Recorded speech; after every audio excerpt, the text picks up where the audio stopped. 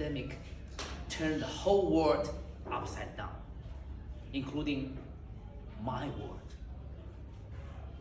Before the pandemic, I was working for a listed company in Beijing. I arranged the fly-in, fly-out between Beijing and here in Perth, which is my home base. Just give you a little bit of background. Our company produces the chips. People use these kind of chips to manufacture the solar power PV panel, those kind of products. Just to clarify, it's not those chips that go with the fish, right? Being a technology company, we were very futuristic, diversified, and inclusive. We had multiple $billion worth of projects worldwide, which made the chief financial officer or CFO's job a fun game. Just give you a little bit of interest.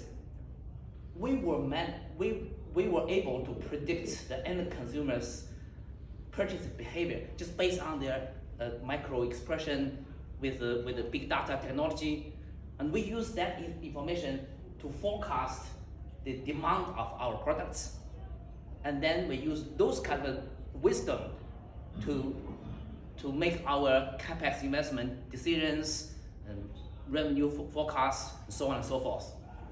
Not just that, we also managed to forecast the trade war between China and the US. We managed to move our production lines overseas just to diversify the geopolitical risks. Things turns out that our forecast was really ahead of the curves, which I was really proud of being a CFO. However, there was one key element we didn't include in our budget: the pandemic. Since pandemic, the whole world turned into crisis. Or in Chinese, we call crisis 危机. 危 means danger. 机 means opportunity.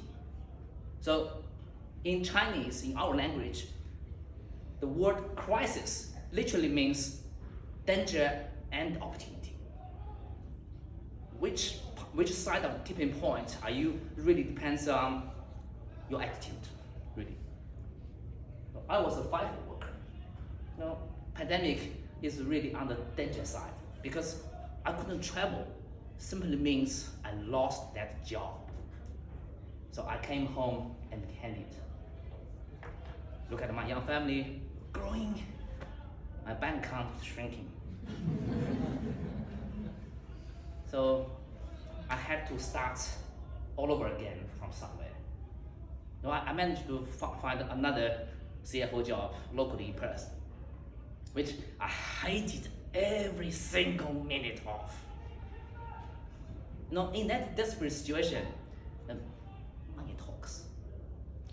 So I literally had to drag myself to the toxic office every morning just for the sake of a little salary.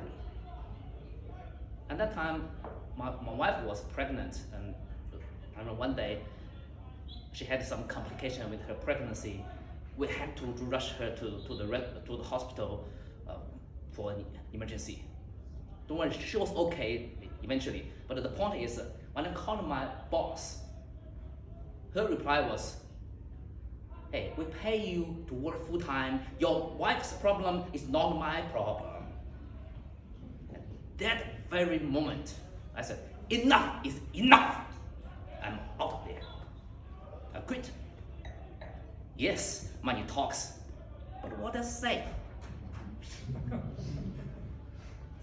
This Mr. Money has been playing the hide and seek game with me for years. Finally, it tipped me over this tipping point, but this time on the opportunity side. So my journey of sharing economy started from finding a CFO job in a platform company. How does it work? This platform company, they go out to collect and verify the CFO's capabilities on the supply side.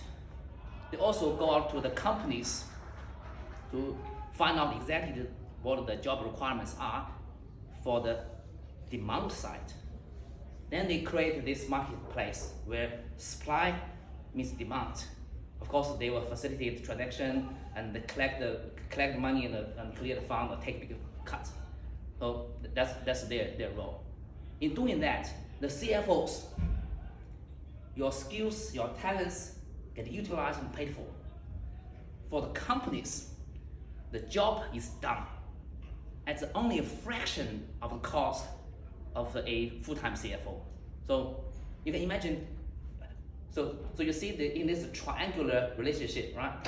A win-win-win situation was created. So that business model is what we call the sharing economy. Or some scholars argued that the word sharing is somewhat misleading. So they suggested that geek economy is a better word because geek just means from one geek to another. I'm not going to be fussy about the terms today. I'm going to use those terms interchangeably for time being. So in the sharing economy or geek economy, the geekers, they get engaged with the temporary work for a fee.